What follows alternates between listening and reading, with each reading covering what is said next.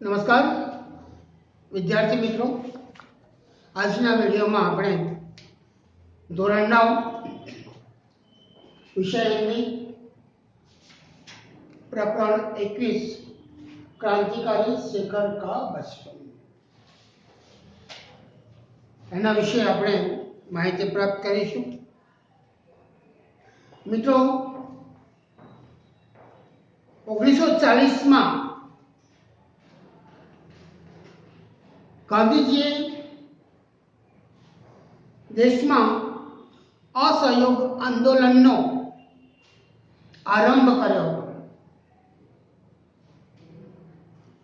જે સ્વદેશી આંદોલન ચાલ્યું સ્વતંત્ર સંગ્રામમાં, એ સ્વતંત્ર સંગ્રામનો એક ભાગ હતો असहयोग आंदोलन। એટલે असहयोग आंदोलन એટલે કે सहयोग न देना। असहयोग का मतलब होता है सहयोग न देना, अंग्रेजों ने सहयोग न आपो એવું એક આંદોલન ત્યાં ચલાવવાનો, અંગ્રેજી ચીજ વસ્તુનો બહિષ્કાર કરવો, એ બાબતોનો એમાં સમાવેશ થઈ જાય છે। એ અંતર્ગત વિદેશી વસ્તુઓનો બહિષ્કાર કરવો, પાઠમાં જે નાયક છે શેખર, એની ઉપર મહાત્મા ગાંધીજી દ્વારા જે असहयोग आंदोलन ચલાવવામાં આવ્યું એનો ગાંધીજીનો ખૂબ પ્રભાવ હતો એની ઉપર, અને એ બાબત આપણે આ પાઠમાં જોવાની છે। એના લેખક છે સच्चिदानंद हीरानंद वात्स्यायन। आधुनिक हिंदी काव्य धारा में नई कविता के प्रमुख कवि एवं बहुचर्चित उपन्यासकार के रूप में अज्ञेय जी का नाम एवं प्रधान उल्लेखनीय। सच्चिदानंद हीरानंद वात्स्यायन एमनो उपनाम हतुं अज्ञेय। तो एमनो खूब ज अहींया एमनुं जे प्रधान छे ते एक उपन्यासकार तरीके ये पण आपणे जोवा मळे छे। उनका जन्म 9 मार्च 1911 में कस्बा कुशीनगर में हुआ। बचपन में आपका बचपन का 1911 से 1915 तक का समय आपका लखनऊ में बीता। बाद में कुछ समय के लिए वे श्रीनगर और जम्मू में रहे। उन्हें लाहौर के एक कॉलेज से बीएससी की परीक्षा प्रथम श्रेणी में उत्तीर्ण की। क्रांतिकारी दल में सक्रिय भाग लेने के कारण उन्हें कारागार में बंद रहना पड़ा। उन्होंने सैनिक और विशाल भारत का संपादन भी किया। कैलिफोर्निया विश्वविद्यालय में भारतीय साहित्य और संस्कृति के अध्यापक के रूप में उन्होंने काम किया। अज्ञेय विद्रोही व्यक्ति रहे। विद्रोह उनके साहित्य की मूल चेतना है। उनका उपन्यास शेखर एक जीवनी प्रेमचंद के गोदान के बाद सबसे महत्वपूर्ण उपन्यास माना जाता है। इसके अतिरिक्त उन्होंने नदी के द्वीप और अपने अपने अजनबी उपन्यास भी लिखे। वे हिंदी कविता में प्रयोगवादी आंदोलन के प्रवर्तक माने जाते हैं। उन्हें आंगन के पार द्वार काव्य कृति पर साहित्य अकादमी द्वारा पुरस्कृत किया गया।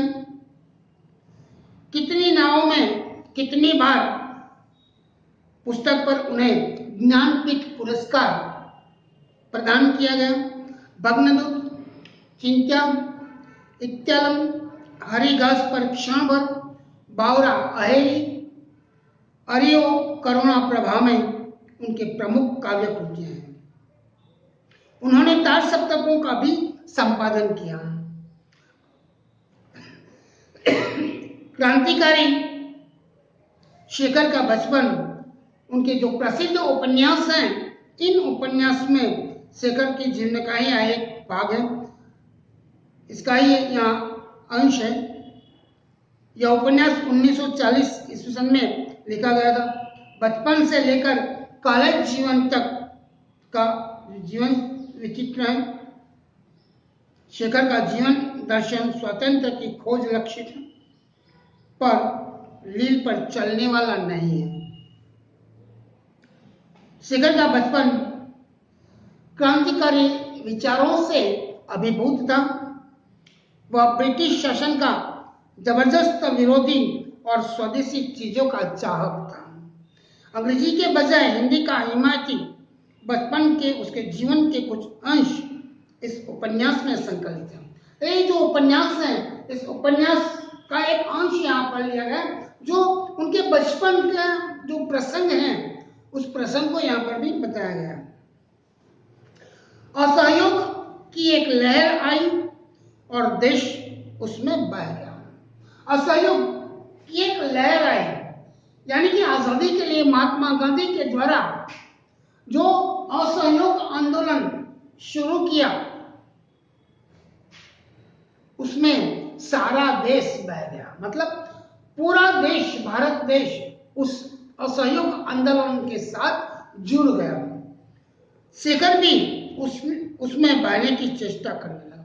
शेखर की चेष्टा है कि वो भी उसके साथ इस असहयोग आंदोलन के साथ रहने लगे, उनके साथ रहे, लेकिन उनसे नहीं हो पा रहा था। जब नहीं बन पाया तब हाथों से खेकर अपने को बांध लिया। वो अपने हाथों से खेना मतलब अपने आप आगे बढ़ने की चेष्टा कर रहा था।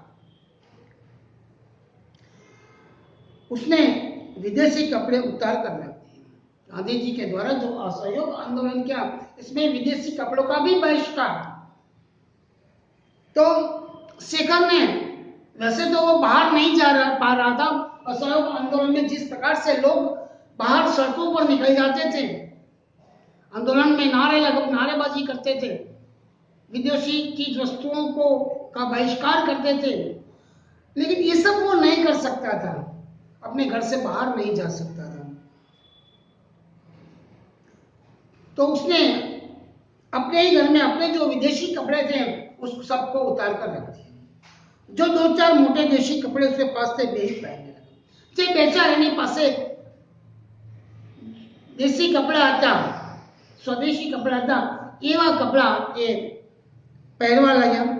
बाहर घूमने मिलने जाना उसने छोड़ दिया। अब बाहर उसके पास कपड़े नहीं है, बहुत कम कपड़े हैं, तो वो बाहर आना जाना भी उसने छोड़ दिया, क्योंकि इतने देशी कपड़े उसके पास नहीं थे कि वो बाहर जा सके।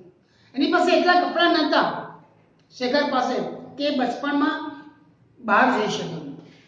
प्राय दोपहर को वह ऊपर की एक खिड़की के पास जाकर खड़ा हो जाता था और बाहर देखा था। दोपहर के समय शेखर क्या करता था, तो अपने मकान में, अपने भवन में एक खिड़की के पास खड़ा रहता था और खिड़की से बाहर का जो दृश्य होता था वो देखता रहता था।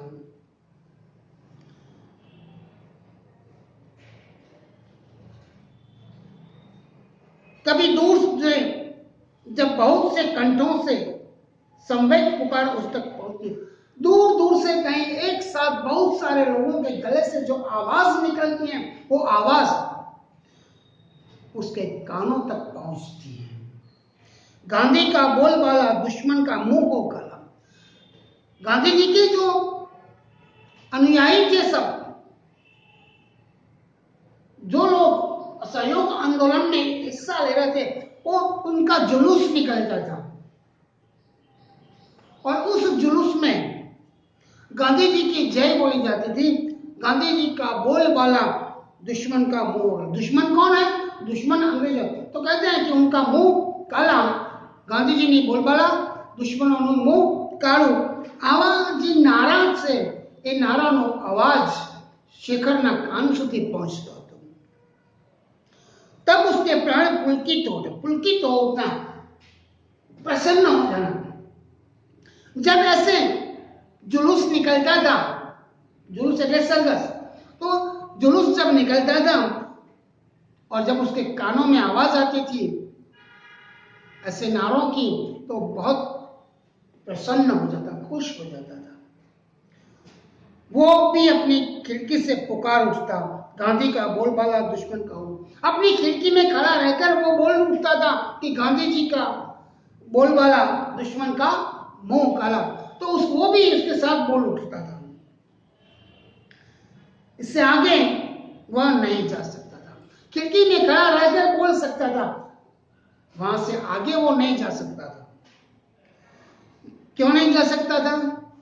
तो इसका कारण घर से उसे इस बात की अनुमति नहीं थी कि वो इस प्रकार से असहयोग आंदोलन में भाग लेने के लिए जाए।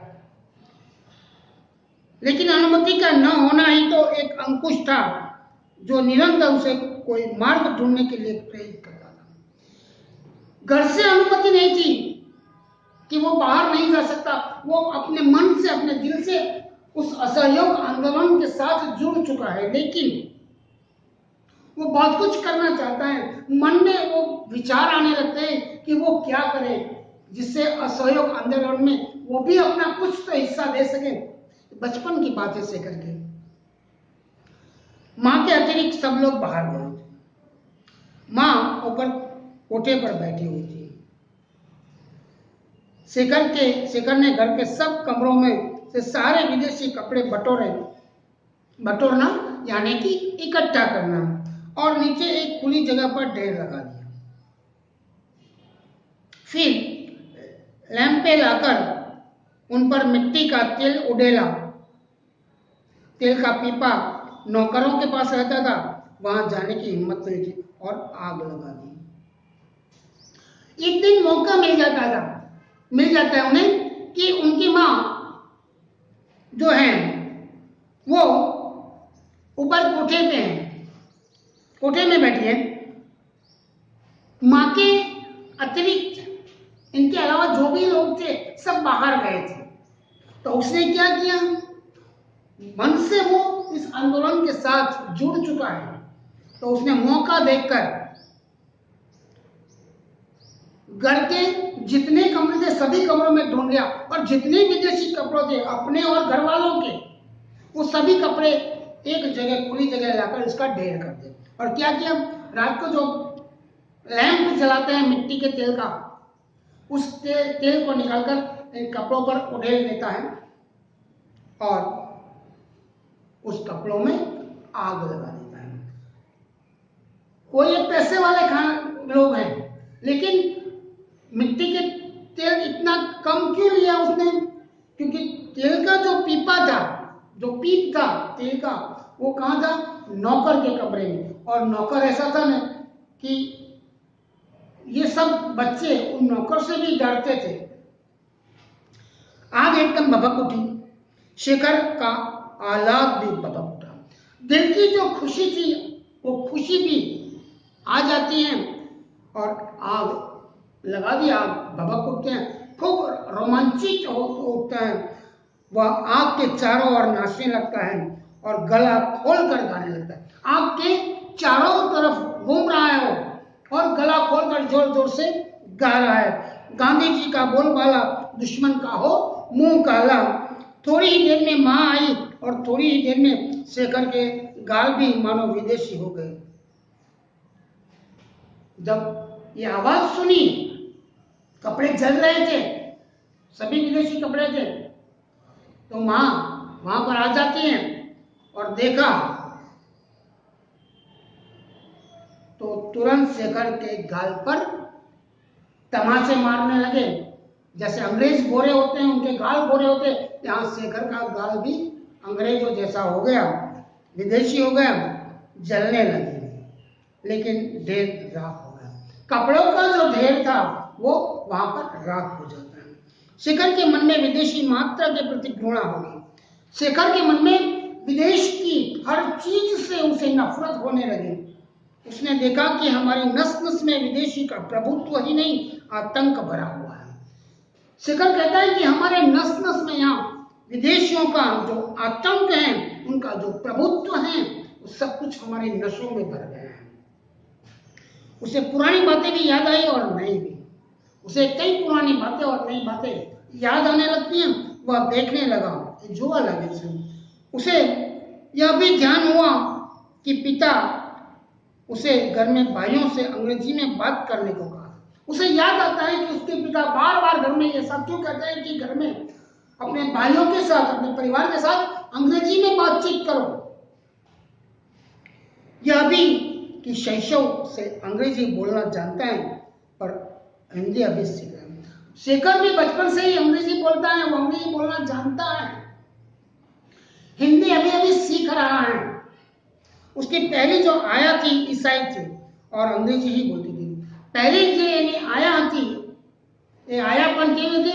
ઈસાઈ હતી, ક્રિશ્ચિયન હતી, એ પણ અંગ્રેજીમાં વાતચીત કરી। એટલે બચપણથી તેના ઘરમાં જે વાતાવરણ છે એ વાતાવરણ અંગ્રેજીમાં હતું। उसका पहला गुरु जिसका साथ उसे दिन भर बिताना होता था एक अमेरिकन मिशनरी था। उसके जो बचपन का गुरु था वो भी कौन था? एक मिशनरी क्रिश्चियन था। और वो जिसके साथ उसे सारा दिन उनके साथ ही रहना था और वो पूरा दिन अंग्रेजी में बोलता रहता था। जो पढ़ाता चाहे कुछ नहीं पढ़ाता था, दिन भर अंग्रेजी की शिक्षा देता था। शेखर ने देखा कि यदि मातृभाषा वह है तो हम सबसे पहले सीखते हैं, तब तो अंग्रेजी उसकी मातृभाषा है और विदेशी उसकी माँ। हम भारत को माता कहते हैं, हमारी मातृभाषा जो है वो हिंदी है, लेकिन हमें तो बचपन से मातृभाषा में ही अंग्रेजी में सिखाया जाता है। यानी कि हमारी माता भारत माता नहीं है, हमारी माता विदेश माता है। उसके आत्माभिमान को सख्त धक्का लगा।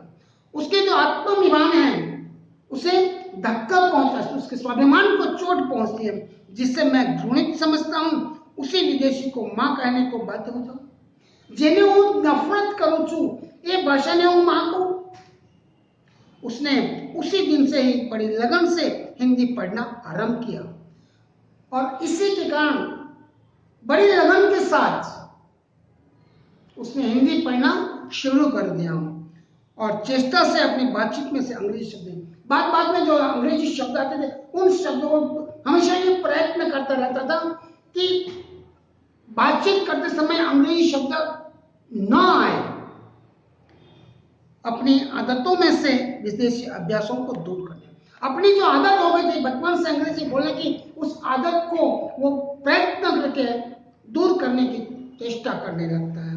मित्रों, અહીંયા આપણે ભાગ 1 પૂર્ણ કરીએ છીએ। આગળ બીજા ભાગમાં શેખરની બીજી વાતો કરીશું।